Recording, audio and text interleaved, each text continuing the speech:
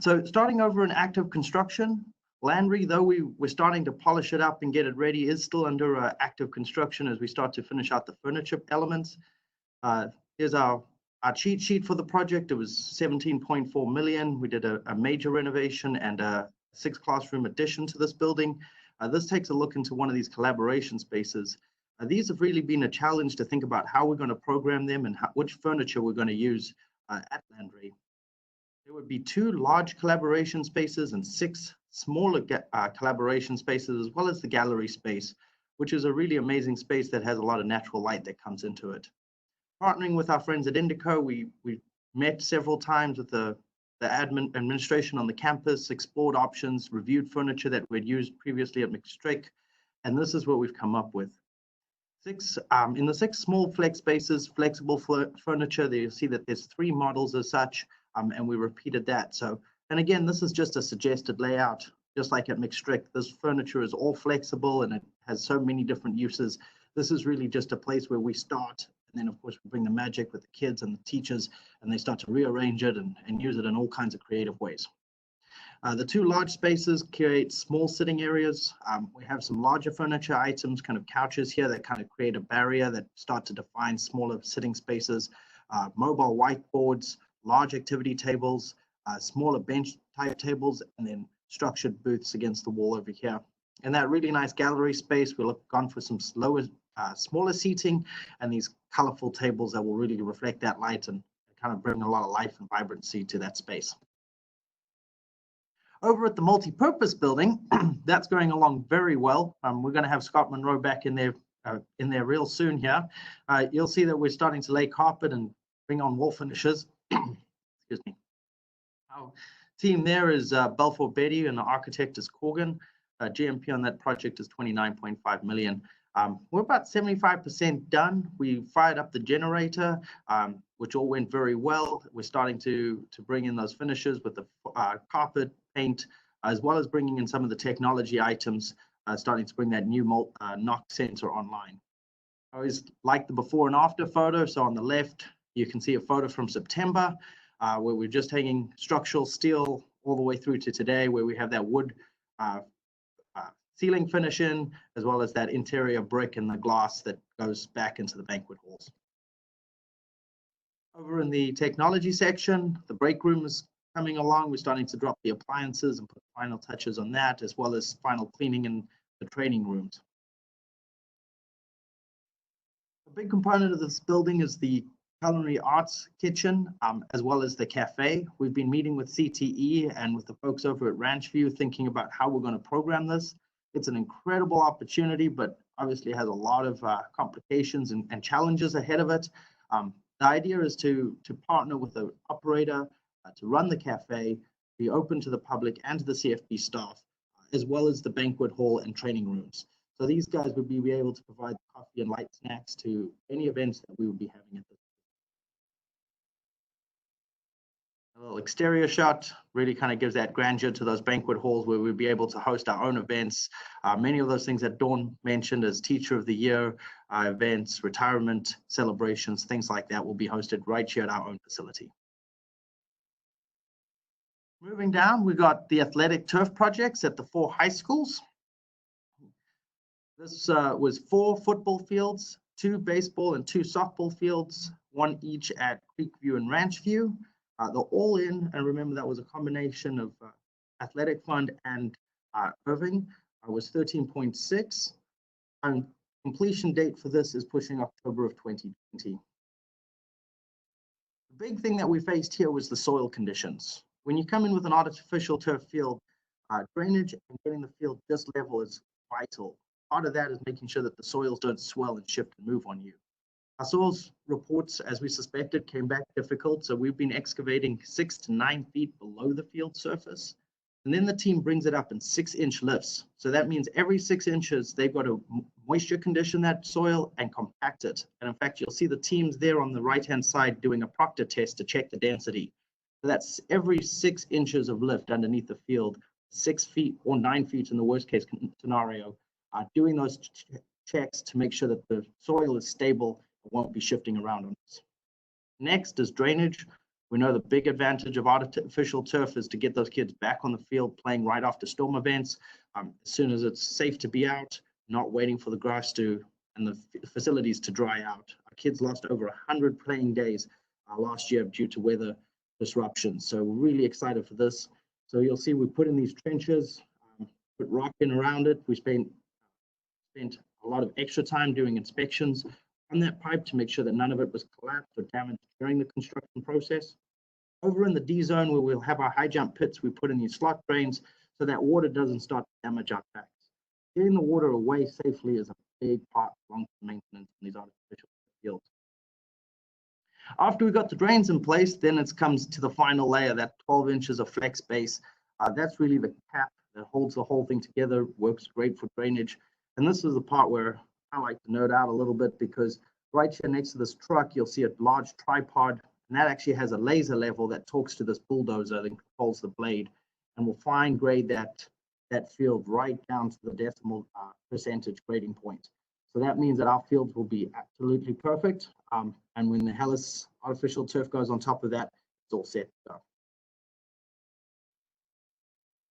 After the shutdown, it seems like too long ago, we had a lot of uncertainty. We had the opportunity, Hellas approached us about starting the baseball and softball at Creekview. We didn't take the first option because we hadn't heard definitive decision from the state and other folks. However, what we did do is we decided around March 15th to release these teams, and that was right before we got the final decision.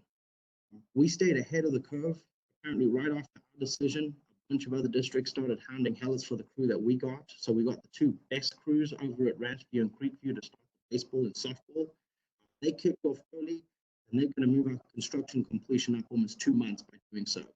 So a big shout out to the administration, McWhorter and Dr. Chapman, for staying tuned into what was happening on the UIL sports front and making that decision just ahead of the curve, keeping us leading the pack. Ranchview, loading the trucks with that topsoil.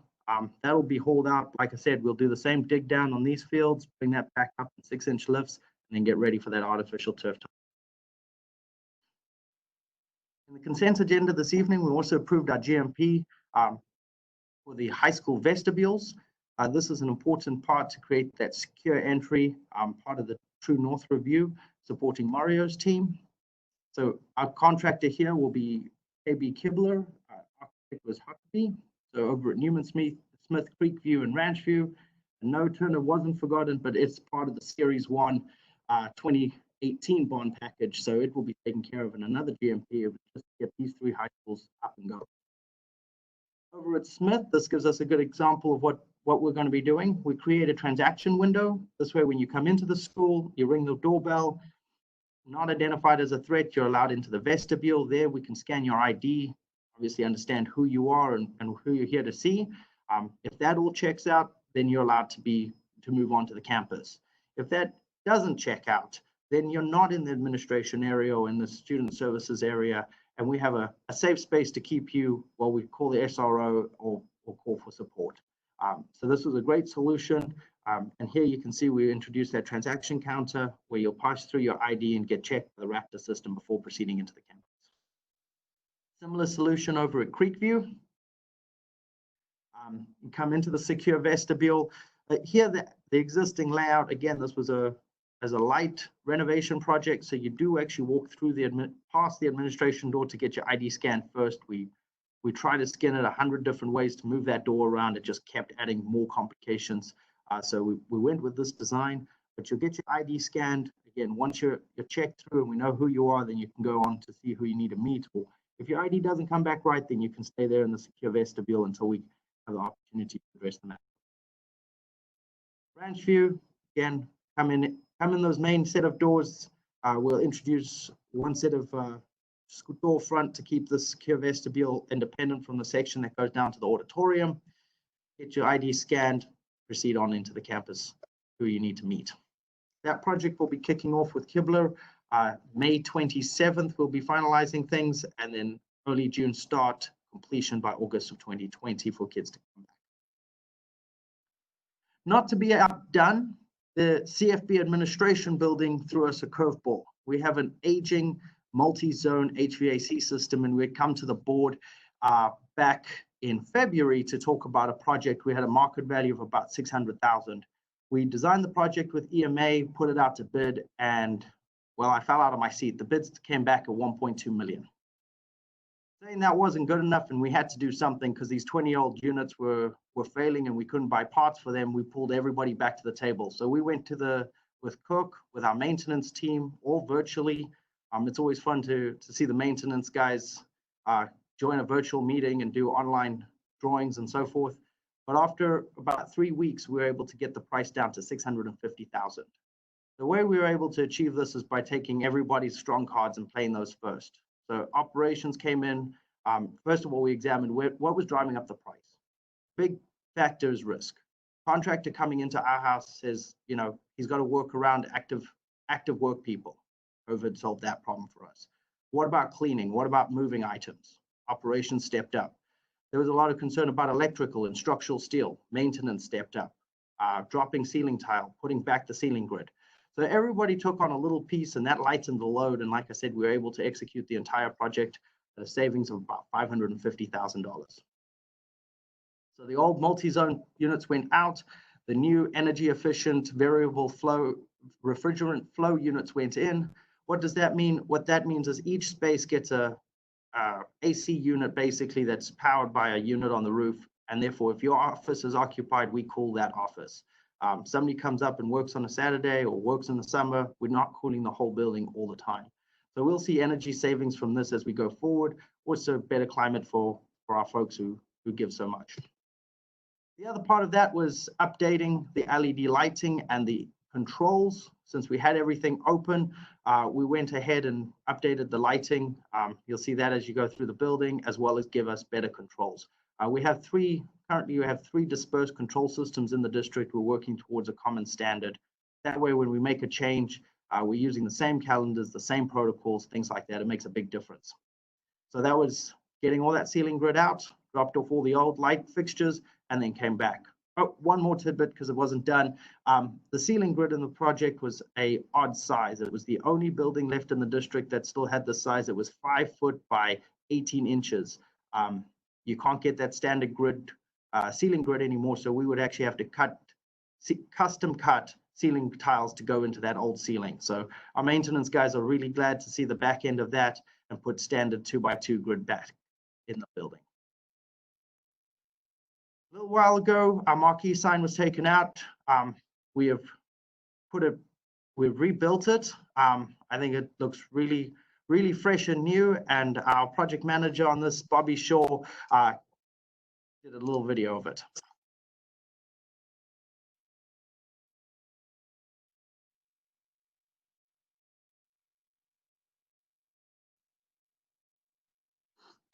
Big shout out to Bobby and the team for getting that completed. Obviously, we dealt with the permitting issues in Carrollton, but we got through that, and one or two other small challenges, but I think it came out absolutely spectacular. So great work to be the bubble was our contractor, and our project manager there was Bobby Shaw. So those are the active construction projects. Now we dive into the 2018 bond. Of course, we like to just cover the high-level overview. We divided the bond into 3 series. With our first series was designed in 2019, and then that May kickoff. That was the GMPs that we've seen this evening, and we'll get a little peek at what's happening at McWhorter. Series 2 is in design right now, with Newman Smith and Perry being the big projects, a couple of elementaries on that, and that's going to be going into construction next year about this time. And we have that gap as we sell the last series of bonds in 2020 and go into construction for 2023. So that's the three big bites or series, if you would. Taking on series 1, McWhorter is the first one out the gate, and in fact is ahead of schedule. New Sheffield, remember that goes through that permitting process. We'll be doing the GMP and for that in August for a late summer construction start. And then Vivian Field and Turner will be starting this month, in fact. So over at McWhorter Elementary, worked with the librarians to get that space emptied and cleared out. Over on the roof, the guys moved real fast. Just about as soon as the shutdown was called, they had units being shipped. Again, the wisdom of the board to buy that Texas Air contract where we could control our own HVAC units meant that we could order those outside of what was happening with the construction permitting and everything else. So we had those ready to go. Same thing at Turner and Field, by the way. So that really accelerated us. And actually that relationship with Texas Air saved us money at the admin as well, since we were a preferred customer.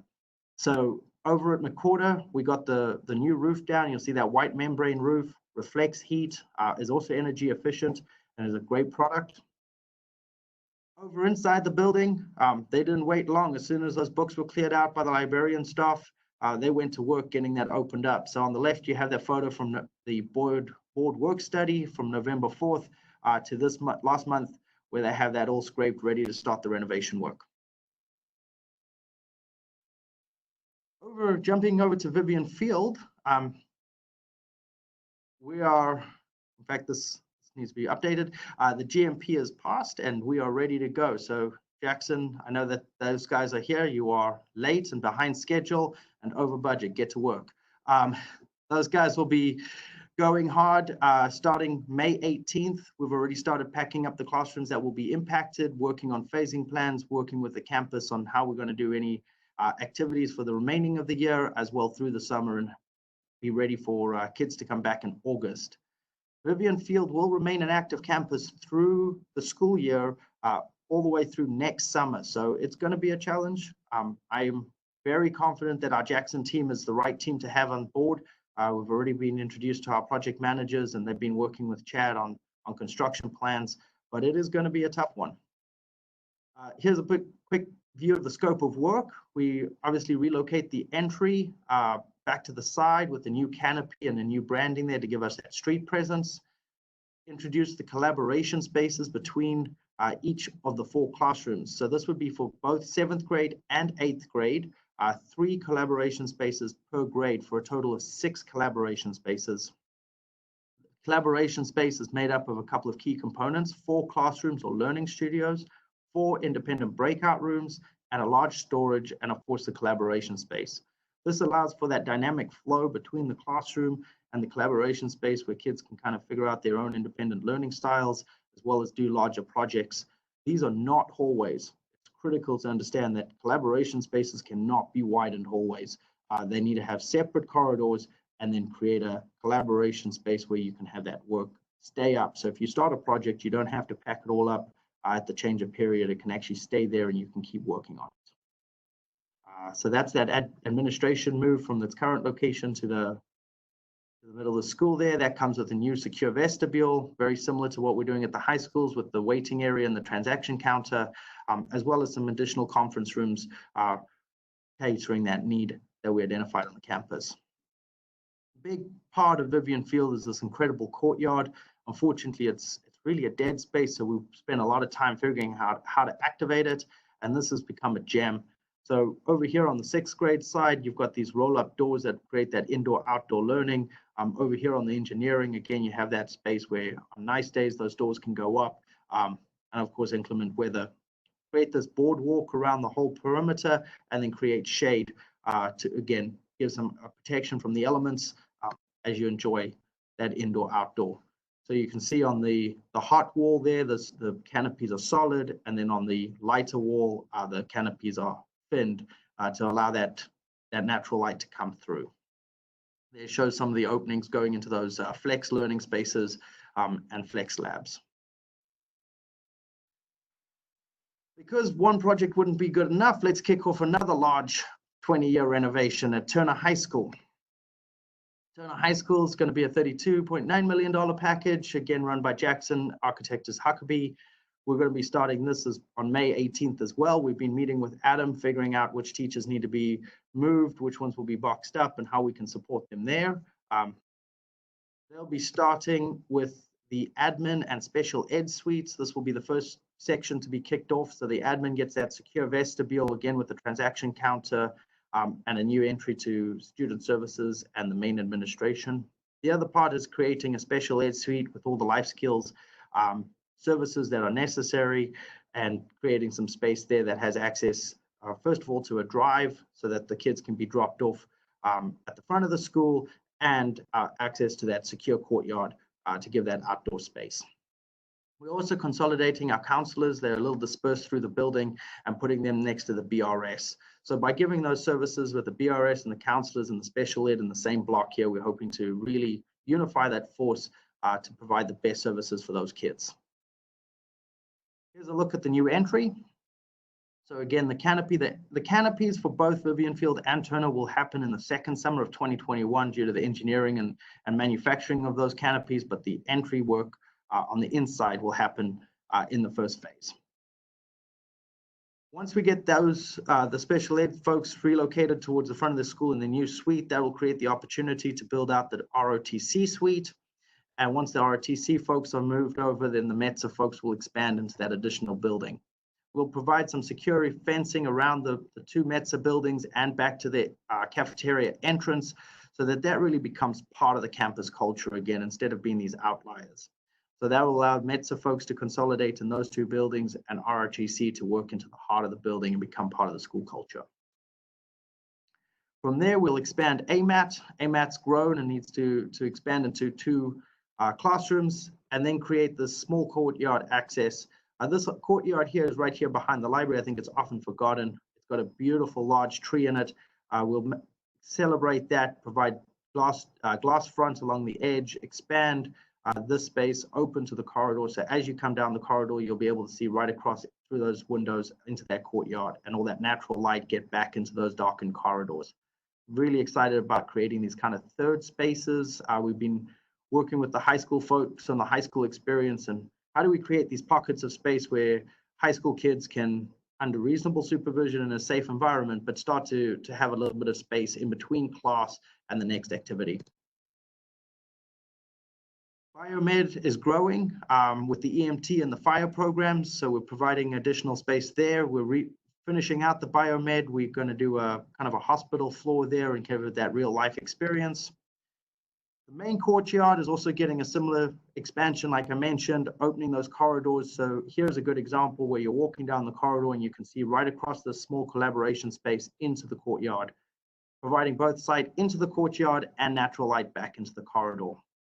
Similar to Vivian Field, a boardwalk around the perimeter with a canopy, and then an artificial turf field section in the middle, kind of creates that outdoor-indoor learning opportunity. Big part of the Turner renovation is the CTE side, and when we met with CTE, they said, give us that real life experience. We want to provide as close to that storefront experience that we can. Currently, our cosmetology folks have to be met at the front door and walk through the school. They don't have that interaction with a receptionist, and it doesn't have that feel. So we took on that challenge and we created Pride Land. What that will do is create a courtyard, an outdoor plaza through the back end of the school here, connecting these two buildings again, over by the auto shop and the gym there. So creating these canopies, we allow for that indoor-outdoor aspect where doors and roll-up doors can be left open on nice days. We've got some screenings, create some exciting shadows, and then some branding. So you have that real pedestrian mall feel. This construction won't happen until well into 2021. It's the last piece of the project to fall into place just because of all the other moving pieces, but we're really excited about it. Over here is the vet med with access to the road. There'll be a receptionist, examination rooms, as well as a kennel. Again, create that real life experience for those students where they can feel like they're working in a veterinary office.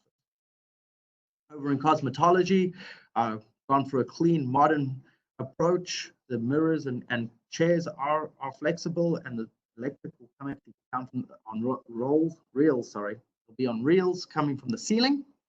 This allows us to grow the program, or unfortunately shrink the program if necessary, but allows us to adapt to the needs of the campus. Really exciting space. You have the receptionist counter here. You have the wet area for hair and so forth in the back, as well as a classroom space and a locker room space, giving that the real life experience that CTE said was so vital to, one, achieving their certifications and preparing the kids to go out. So overall, big 2-year ambitious project. We'll be starting over in the front with the admin, then going towards METSA and JRTC, and then finally, like I said, in the summer of 2021, taking on that CTE courtyard. It's again going to be disruptive. We're working closely with Adam about what that looks like. Going to be very active construction through to August 1. August 1, we'll start to get ready for folks to come back. Still be a construction site though. We'll work side by side through the school year and then have a big summer construction next year. Sheffield is still plugging along.